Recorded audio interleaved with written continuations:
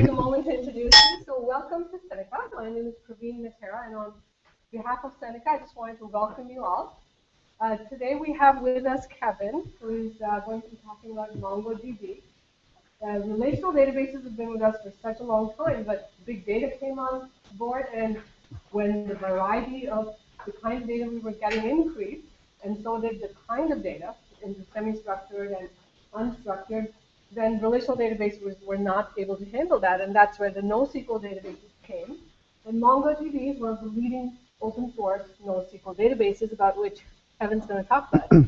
He's an IT consultant, and in his previous life, he was an IT director, focusing on, at that point, he was working for a print media company, and now he's focusing a lot on the open source and NoSQL databases as well. So welcome. Please join me in giving a warm welcome to Kevin. Thank you. That's a quick question. How many actually use MongoDB in production, running production sites? No? So no one has anything like running actually live sites here. They're just kind of touching it or playing around with it? Okay. How many know about Mongo at all? And how many, so but you just heard about it, I guess. That's kind of, all right. Well, who am I? I'm Kevin, and I run a infrastructure company that provides infrastructure and platform services for small to medium-sized to large companies. We provide the operations around it as well. So we provide from the infrastructure right up to the application stack. Essentially, whatever the customer requires to keep their website running is what we do. We just recently became a MongoDB Inc. partner. They changed their name. A MongoDB Inc. partner in Canada. Really just, I guess, because we started getting requests from customers to support more MongoDB, and we thought it'd be nice to have a way to go back and have some kind of a second-tier support and updates and patches from the actual guys who develop the software. I think there's only a few of us in Canada who are actually MongoDB partners, but I'm sure that will increase. So I guess before I touch MongoDB, we'll go over what is NoSQL or NoSQL. There's a great book out there by Martin Fowler called NoSQL Distilled, which I highly recommend you pick up if you're at all interested in anything kind of outside the relational database world. And again, I guess NoSQL is one of those terms that's kind of ill-defined, kind of hard to nail down, kind of like cloud. What is cloud? It's got a million definitions of what cloud is. But for the most part, NoSQL matches most of these criteria. It doesn't use SQL, although there are ways there are methods to get the same kind of SQL results out of a NoSQL database. They're generally open source, and one of the big driving needs for NoSQL came from the need, I guess, to what's called web scale applications. Have you ever had to kind of cluster Oracle or SQL Server or MySQL? Running MongoDB at scale across many boxes is a much easier exercise than running, at least in our experience, than running traditional relational models. There's some, I guess, give and take in having the flexibility to run at scale across multiple boxes, but for the most part, that's what kind of has driven the need to have things like Cassandra and Redis, the need to kind of support tens of thousands or 100,000 or millions of users. We have to remember too, I guess with the web, we didn't really know, in a corporate world, enterprise world, you know you've got 250 people in your department, or you've got 10 people in your department. You kind of know the numbers you're working with. But as far as web goes, it's hard to know whether it's going to be one person using the application or a million people using the application. So you have to be able to scale across boxes really quickly and easily. Operates without a schema. Now, schema is a bit of a, this term, schema-less, is a bit of a catch-22. It really is not schema-less in a sense. It is schema-less in that you don't have to define your table structures, but you still have to give some thought to how you're going to lay out your database, because there are many gotchas if you do that wrong. So it is schema-less in the sense that you can just update items or documents in a collection, but you still have to kind of give some thought to the overall database structure. It's a shift away from the relational model, and there are kind of, I guess, four kind of key categories of NoSQL databases today, and they are the key value, the document-based, the column-based, and the graph types of NoSQL databases. So that's kind of the general definition of what NoSQL databases mean. So what is MongoDB, and I guess how does it fit into that NoSQL world? This was, I guess, kind of the thought that our first hearing of MongoDB came about. We're operations guys, so we make sure things are, we can set up the infrastructure, make things are running. We often end up supporting developers and our clients who have developers. And the first project we heard about MongoDB was mid-2010. A large retail site, one of the largest retail sites in Canada, was going to run on, was being rebuilt, and we were building infrastructure for it. And because the timeline was so tight, they had issues with the customer defining what their products were. So every single day, the product fields or variables or attributes around those products changed to the point where they couldn't keep going back and redesigning the database to account for new attributes. So I thought, well, let's start putting our product information in a NoSQL database, take advantage of the schema-less nature of it. So they came to us, said we're going to run MongoDB, and this was our first reaction to it. Because we had weeks to set it up, never heard of it before, didn't know what it was, how it was going to run, and it was going to be having to handle a couple 100,000 unique views every single day. So luckily, the guys who built a very good product, and for the most part, it ran out of the box, and we didn't have to do a whole lot to babysit it. It began in 2007, and it was actually initially conceived as part of a larger initiative on Tengen's part. They were kind of building out a platform as a service offering, much like Azure. And the MongoDB was going to be kind of the database or the persistent data storage for that platform. But over time, they realized they had something in the database itself, and they kind of shifted their focus to the actual data store. And kind of the other pieces are kind of coming into play now. That MongoDB Inc. has a monitoring service and a backup service, and they're working on a continuous integration service as well. So they're kind of building services to support the database, but the initial design was for a much broader initiative, and they honed back down to the database once they realized they had something in the database. 2009 was open sourced with the AGPL license, and version 1.4 was released in March 2010. Our first introduction to it was 1.6, which was just a few months later. So we were kind of one stable version above production ready, running a large retail site in Canada. So it was an interesting experience.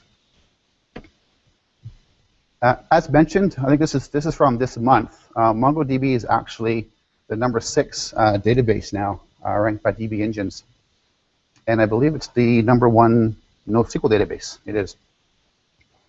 And we can see that actually there are 11 and 13 are the other NoSQL databases. We have a document database, and we have the column one, and we have a key value one, already in the top 13 databases. So NoSQL has some momentum, has legs, and I think it's going to be here to stay for quite a while. So what is MongoDB? Well, it's a document database. It's an open source database. It's high performance. It's a very fast database. It's easily horizontally scalable, and it's full featured. And every iteration, every stable release kind of introduces new features. So I guess the first question is, what is a document database? And the MongoDB sense, a document database isn't a Word doc. It's not a PDF file. It's a JSON document. You can store actual binary files like PDFs and images and documents in Mongo, but they use what's called GridFS. So you can use those, and they've actually got very large installs running GridFS installations in the petabytes of file storage. But for the most part, when we talk about document database, we mean a JSON style of document. It's open source, which is I guess why we're here talking about it today. It's on GitHub, so you can download the source. Jira is what they use to track issues and bug reports. And again, you can create accounts on Jira and you can keep the date and track issues that you might be having.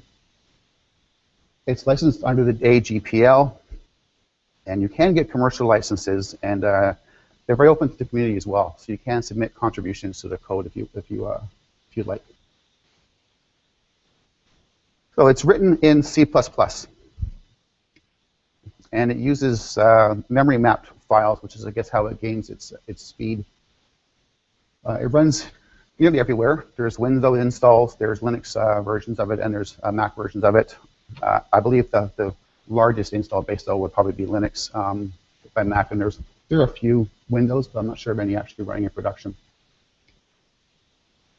The data is serialized back down to BSON, and it has full support for primary and secondary indexes. So in the kind of, I guess, the graph of where things stand as far as Mongo goes, you have your very fast, very scalable Memcache, and then you have your MongoDB, which has more functionality, but still doesn't lose much on the performance and scalability. And then you have your traditional relational database model, which is at the bottom. I guess this isn't quite true. The RDBMS can become quite scalable and performance oriented, but I think the effort to get up there is higher in both manpower and in cost. So it's full feature. You can do ad hoc queries. Has aggregation features, rich query capabilities, geospatial is built into it. It supports both programming languages, and it has a very flexible schema. So if we look at, I guess, the traditional view, we have the table and view, which would be a collection in MongoDB. We have rows in the relational side, which would kind of be documents. Index is an index. Foreign keys is a reference or actually an embedded document as well. And the idea of partitions is called sharding in MongoDB. So here's your typical relational model. You have your article and your tables around it, referenced by keys. And then here's your MongoDB equivalent, where you have a JSON document which has it's embedded in it itself other documents and arrays to create the document. I guess the NoSQL, one of the drivers behind it too, is also, I guess, that impedance mismatch between what's actually in the tables and what's in memory. The document method or document store method kind of removes that. So I have an invoice, or in this case, an article. What's in memory, what I present to the actual end user, looks like that. And I work with that versus working with that to build it into something that is usable. So what I present it's much closer to actually how the data is stored. One of the cool features is replication. Running in production, MongoDB recommends running in at least a replica set, which they call replica set. You have your primary and you have your secondaries.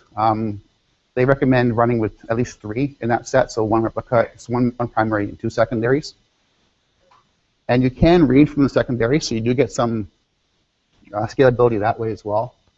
But you write to the primary, and then it's written to the secondaries and the application. And this failover too is actually automatic as well. So if the primary box dies, a secondary will pick up, become the primary, and the application will function as if a box never died. There's a brief few seconds there while it pulls and it promotes a secondary to primary. For the most part, it happens without anybody actually knowing about it until you log on and go, oh, my primary box is down, or you've got some kind of monitoring software in place. And this is kind of built out of the box, and I'll kind of do a demo and show you how easy it is to kind of run a replica set. And then they use what's called sharding. Now, sharding actually lets you put multiple data on multiple boxes. So in this case here, the replication, this server here would have the entire data set. So your entire application will live on the primary, and it's actually mirrored to the secondaries. So the data is consistent on all 3 servers. In a sharded environment, the data is actually split up. So you have your data spread across 4 machines. So machine 1 will have 1 to 3. Machine 2 will have 4 to 6. Data is spread across the servers, and it handles that balancing automatically as well. So when you throw data at it and you have a sharding set up, it will actually figure out what data should live on which box, and you don't have to worry about where the data lives. You talk to your MongoOS service, and it figures out which server actually has the data, collects it, and presents it back to the driver. And this is a good actually picture of how the whole thing would kind of be set up. You have your client, which would probably be your driver. It talks to a MongoOS process. And the config server kind of gives an idea of how things are set up, how the shards are set up. And MongoOS is essentially the router. So a request comes in for data. MongoOS looks at where its data going to live. It lives on shard 1, goes up to shard 1 and talks to the primary and gets the data and presents it back. If the data lives actually across multiple servers, it'll talk to all the boxes, pull the data back, aggregate it, and submit it back as well. Replicas, and the shards actually consist of replica sets. So this data has unique data from this server, but the data is consistent across the replica set. So again, if this box dies, the application still functions.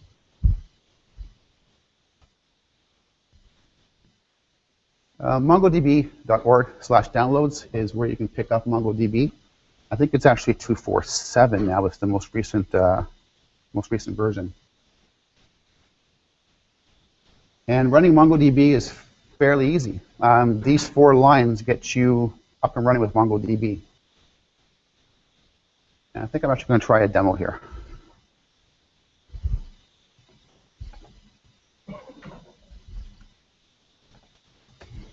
Yep. Can you all see that? Is it big enough? Okay, so I've downloaded the MongoDB file off the download site, and I have a small script here that will just untar it, and it will actually fire up a MongoDB process. This line here is the line that starts up the process. So you're all familiar with, I guess, Unix and the command line. So all we're doing here is calling the binary. We're specifying the data path, which in this case can be directory 1. We're going to fork it, so we're going to background the process. Log append is going to say, if you start up again, don't trash the log, just append to it instead. Log path defines the log path. Small files, this says don't go crazy. I'm just running a little demo install of MongoDB. Don't create dark journals.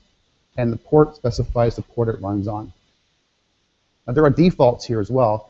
If you don't specify the DB path, it will assume to be in /data. If you don't specify the port, by default, it'll run on 27017.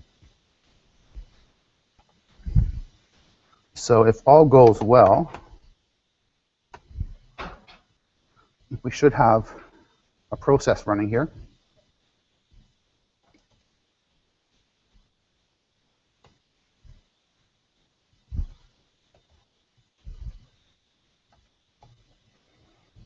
And it is running on 27017. So what does that mean?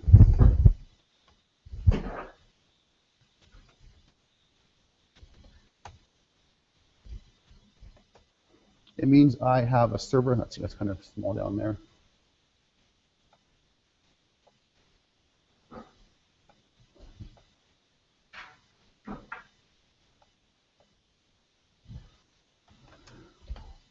So I have a database running MongoDB now, and this kind of gets you started. The one problem that I do have with MongoDB, if I have any problems at all, is that it's too easy to do this. Things like MongoLab and MongoHQ, if you don't want to have the effort of actually running MongoDB yourself and worrying about replica sets and backups and all those things that have to kind of play into operations, compliance requirements, and security, and backing up, and failovers, and high availability, and all that stuff. A lot of developers use MongoLabs and MongoHQ. So it's kind of a database as a service. They work great if you run on Amazon. They run on Amazon servers, so there's no latency with the database. It makes it very easy. But too often we find that developers, I guess the ease with which developers can develop applications now and use services like Amazon and MongoLabs and Heroku and all these services kind of removed the impression that operations and system administration is actually a requirement anymore, or an important work effort, has kind of been nullified in the sense that they're not looked upon as being required anymore. And what you find is if you don't use those services, you fire up an instance, you're running a standalone instance, and you can actually start talking now. This could be a full-fledged application. I bet you could handle huge traffic as well. So they start talking to this thing, and they create new databases. So you don't have to actually do any work as far as creating a database goes. If I do an insert,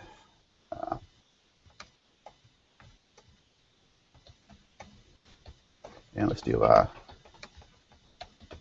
so we call in the parlance of relational and NoSQL, a collection is a table. So right now there's no tables in this database. So if I make one called FSOSS.insert,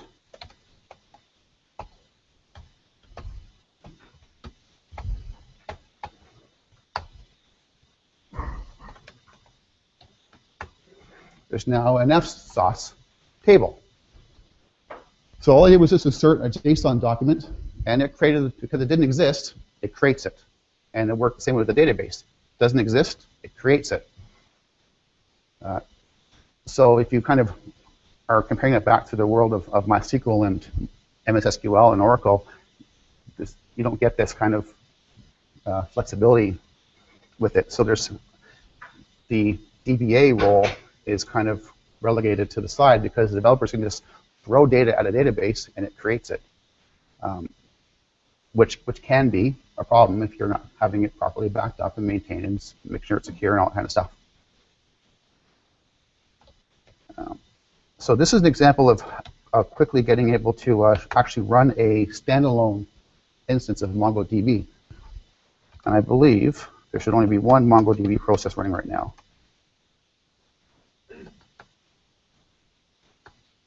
I got a bunch of Docker tests, but here's the one I started up, running on 27017. So I'm just going to kill this guy, and I'll do an example of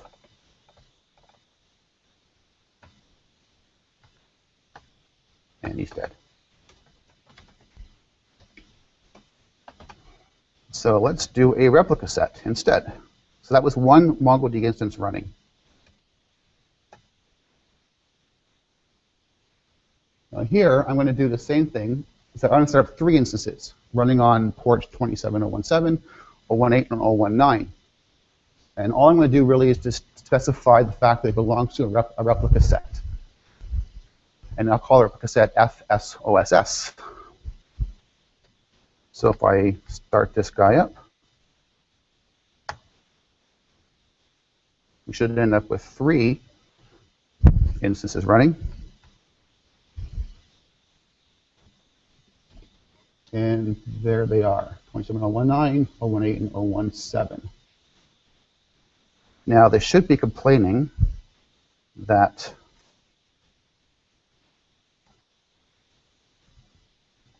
Table 2, that the configuration is not actually working right now. Because I've started them up, I said you're in a replica set, but nothing's actually been done with the replica set. So let's log back into the shell.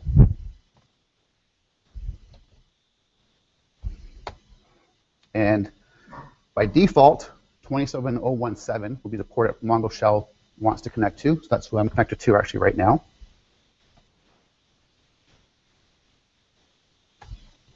And I'm just going to initiate the replica set. So I've logged on to the first box, and I'm running the replica set now. So I can probably get an RS status now. And there I am. I'm a whole member of 1. And if I give you some time, yeah, so it's now our primary. So you can see it just kind of kicked us up into the primary. So now I'm actually the primary. So let's add the other guys.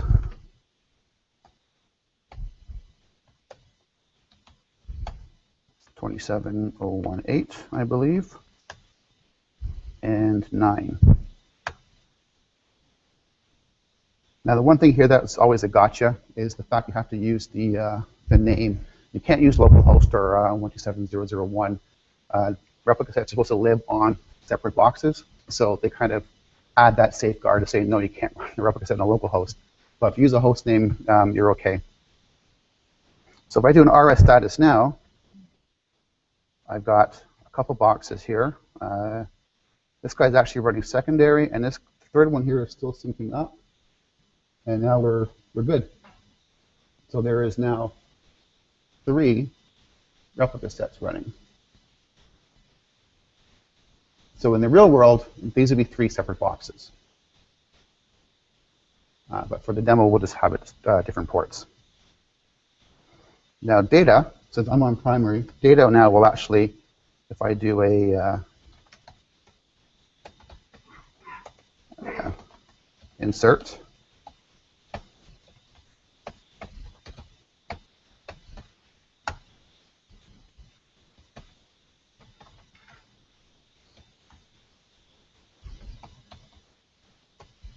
there's my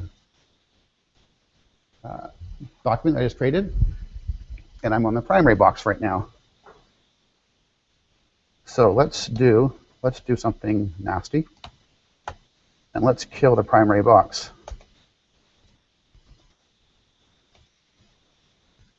How far back is that? 27017.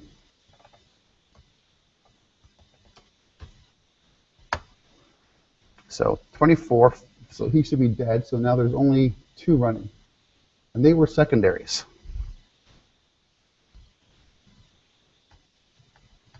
So let me connect to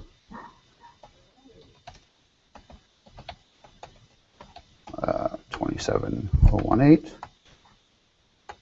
and he should become our primary. Nope, the 09 became primary.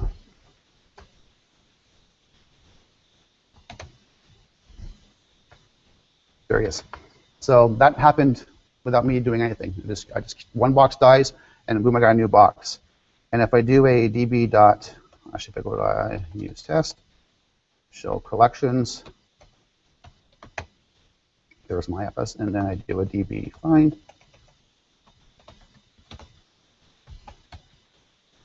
There's the document. So just like that, you've got replication across multiple boxes. But I think it's actually pretty cool. If you have to kind of have to do this in the relational model world or the MySQL world, or it's not like this. So it's kind of cool actually how you can get this.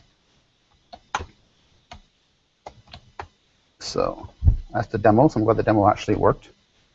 But this is, I guess, a recap of what I went over. The Mongo shell is lets you run JavaScript pretty much, so you can insert documents. You can query the document database. You can get status of the database. And here it's going to create a variable, call it user. We switch to the database, and we do our insert. And again, there's no collection creation required. You don't have to create the table to do the insert. It doesn't exist. It will create it. Same thing with the actual documents itself, which is kind of handy when you have an application that's changing requirements all the time. If all of a sudden you've got a application that has an invoice, for example, and all you're getting is the first name, last name, date, and an order number, and all of a sudden they go, well, I need the total or an item for that. You can just make your next insert into the database for the collection, have those new attributes. You don't have to go back through and figure out how to sort it out and create nulls and all that kind of stuff to get it all nice and clean. Find one. So this just finds the first object. Now what you've got here is the ID. So the ID essentially, I guess if you could say it's the primary key of the collection itself. It's automatically indexed. You can specify an object ID. So you don't have to use the one that Mongo will generate. You can use another. You can specify an actual key to use instead. And it's immutable, of course. It's a 12-byte value and a kind of MAC address and process ID and all that kind of stuff. So it's a unique value. So this is inserting another more complicated JSON document, in which case we have arrays in it and comments. But if you're familiar with JSON, it's very easy to do, and I think this is why Mongo's been picked up so quickly in the developer world, because it kind of speaks the same language that developers are already speaking. So we do a find here, and there's the out value. We can query an array. We can actually say, find me anything that's got tags that has a venture in it. And these can get very, very complicated, very complex. If you go to the MongoDB.org site for documentation and look at the aggregation frameworks, you can get very complicated queries. That has native bindings for 12 languages. So it's out there for all of the .NET. Even .NET has link support as well, so if you're a .NET developer. Scala, PHP, Ruby. Node.js is an interesting one. There's been a lot of, I guess because you've got now a Node.js JavaScript world application server and a MongoDB or database that talks JSON, you've essentially got JavaScript and JSON now from top to bottom. And there's a term for it now called the mean stack. So as opposed to LAMP, it's now mean, which is MongoDB, Express, AngularJS, and Node.js.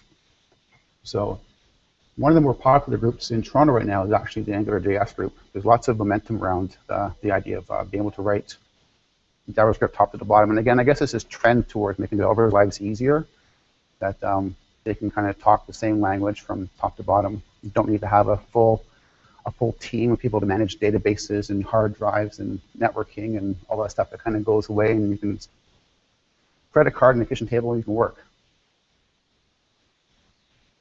So the drivers actually connect to the servers. They translate the BSON to the native type. The Mongo shell is not a driver, but works like one in some ways. So you can test your queries and your finds in it. And installing them usually just means whatever driver you're using or framework you're using, usually when they're there for package managements. So gem, npm, and pip. So some case studies. That site we talked about at the beginning was actually the Walmart.ca site. It ran in Canada for a year before it got pulled back down to the States for political reasons. But it ran in Canada for a year. And this was that was the, oh my God, what is MongoDB? Could you pick a more public site to test this on? And it actually worked out very well. We deployed it because we hadn't had experience with kind of that replica set idea, we deployed it in a now non-supported way of installing MongoDB, which is the old traditional master-slave model. But that was the only model we kind of understood at the time. So we deployed it that way. So you would have had no automatic failover. We wouldn't have had that advantage. We would have had to fail it over and manage it ourselves. But for someone, for kind of having a few weeks to kind of get it running and figuring it out, it ran really, really well. And for the year it ran in Canada, there we didn't have any downtime at all. So we had 100% uptime on a product that we kind of learned in a few weeks. And I think it's a good testament to actually how stable the product actually is. And that was back in 1.6. Companies say that run it. Foursquare runs it. Craigslist runs it, and they're actually the next case study. But it was built very quickly. The reason for Mongo, again, like I mentioned in the beginning, was the fact that the schema kept changing for the product information. So the bulk of the application actually ran in MySQL. So all the site navigation, the logins, all that stuff ran in MySQL. All that lived in Mongo at the time was just the actual products. So if you went to look at a camera, the image reference was there, the description, the price, all that kind of stuff lived in Mongo. But how you got to that camera in the site was all kind of by MySQL. Early on, I guess just a few years ago, for the most part, MongoDB existed in that way. A small application or small use of it inside a larger relational model. So you'd have bulk application running in MySQL or other relational database, and you'd have a small thing that kind of didn't quite fit the relational model, but we'll try it in Mongo, and it would run beside MySQL. So maybe an 80-20 split. MySQL being 80% and Mongo being 20%. But over the years, last few years, it's changed. We're finding more and more now that people actually start with Mongo. They build entirely in Mongo, and then where it makes sense, they back into a relational database. There are some things Mongo can't do. Transactions, for example. So if you have you're doing any kind of e-commerce stuff, there's atomic operations within the document itself, but not across documents. So if those kind of things have to happen, your best bet is MySQL still.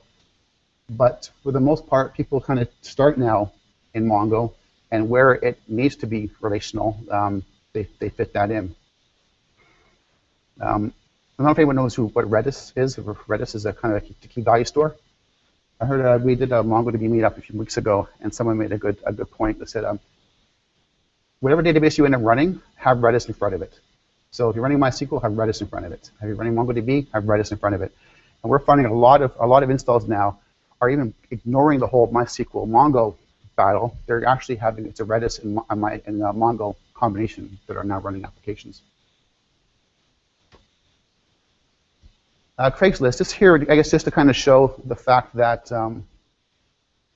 it can scale. So 5 billion documents, 10 terabytes of data. I believe the Craigslist use case was that they have their live for production list of, I guess, items, and they archived that stuff off. They retained it all. So the issue they had was, and the why Mongo was beneficial for them. One was the size, but two, they would make changes in the live production database, and they would replicate that into their archiving database. So if a schema changed in the production database, they'd have to worry about making those changes in the archive database as well. So with MongoDB now, they don't worry about any of that. So if their production database, which is I believe is still MySQL, changes, they don't have to worry about actually going back and changing the archive structure as well. They can just throw the data back in and back it up that way. Meteor is a cool one. It's again kind of in that vein of JavaScript top to bottom, but out of the box, Meteor actually uses MongoDB as its data store. So you can specify other databases, but out of the box, it uses MongoDB. So a little about the community. I actually run the MongoDB user group in Toronto. We started off with, well, just me. We're almost 400 people now in a couple of years. And I really started the group because the experience with Walmart, again, not being introduced to something new, there wasn't much community kind of support around it. I started up the group, and it's grown to 400 now. We have meetings. We try to do one every single month. Sometimes it's not always easy to do one every month, but for most people, we try every month. And we do talks.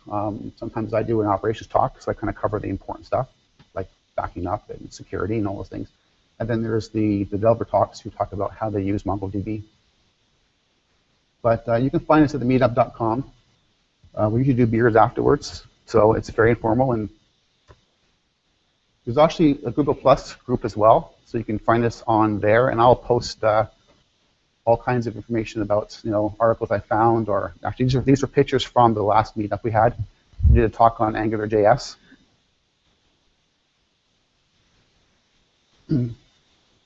This is a great resource. Mongo's done two things right, in my opinion. One, their documentation rocks. If you're living in the open source world, documentation sometimes isn't always the best. But the documents on Mongo, the document source on MongoDB.com is incredible. There's a lot of data. It's always up to date. If you don't have it, if you want an answer to a question you've got, you can find it on the MongoDB site. So first of all, documentation is rock solid. Two, education is free. So you can take these courses, and I believe the Node.js one started up on Monday. You can still sign up for MongoDB, the Node.js. But they're free courses. They're 7 weeks. So you go online and you watch the videos, you answer the questions, there's homework assignments, and you're graded as well. So if you get more than 60% or 80%, you get a certificate saying you completed it. And it's free. So you kind of start from knowing nothing about it to being certified to a degree. But they've started out with just the Python language first, and then they've added Java and Node.js ever since. And there's one for actual DPAs as well.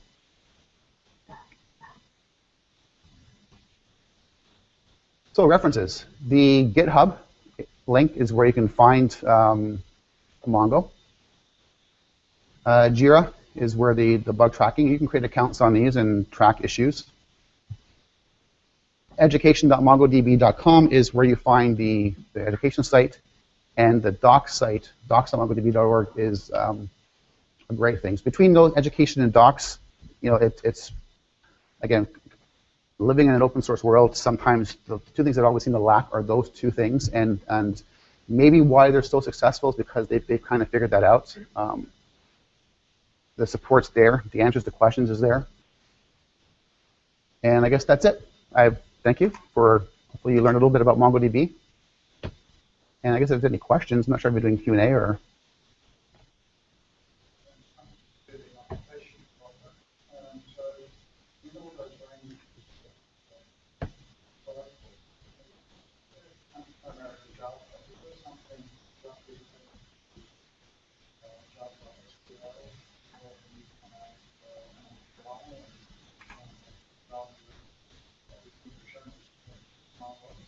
Yes, if you go to, actually to, again, the docs site, it has all the driver pages as well. So if you go to docs.mongodb.org, there's a driver section there, and it has all the driver information, and it has everything you want to know about the driver itself. And there's a large section on Java.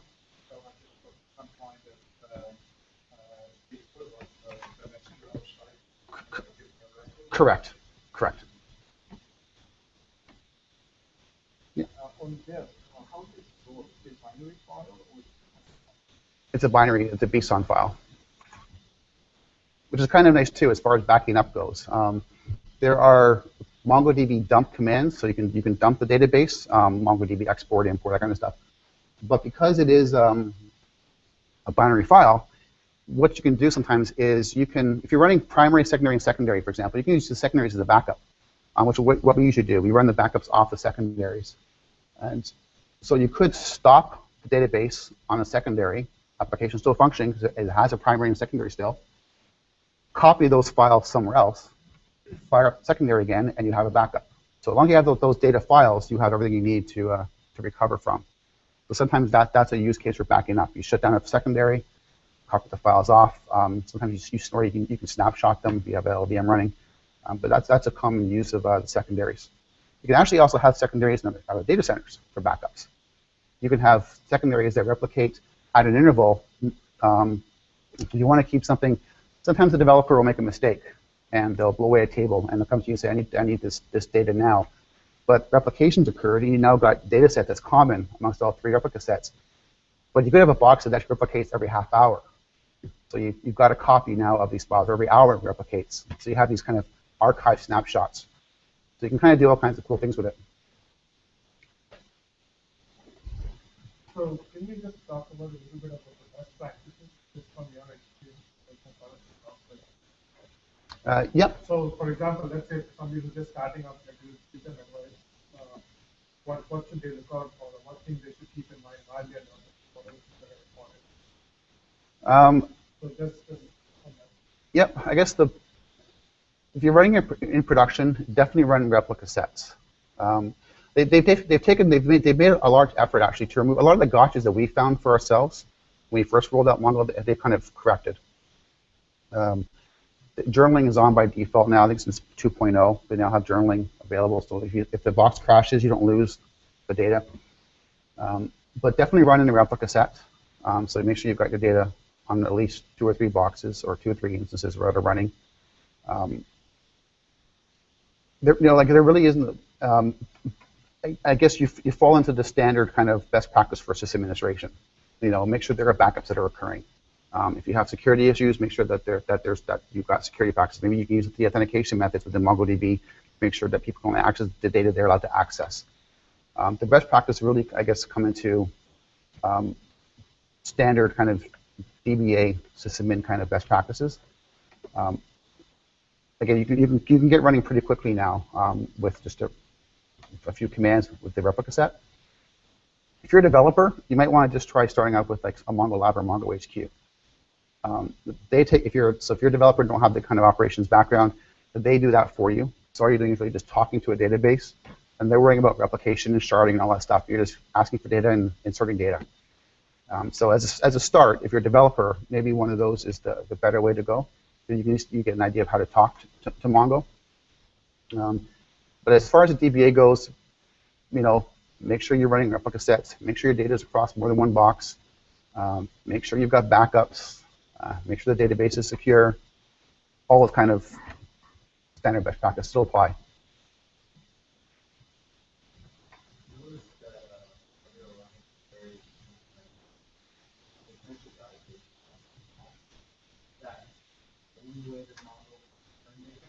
I believe so. Yeah, as a JSON document.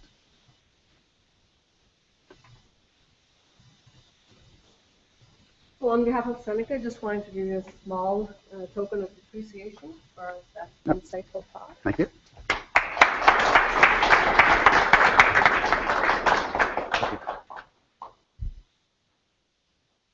Did I talk too fast?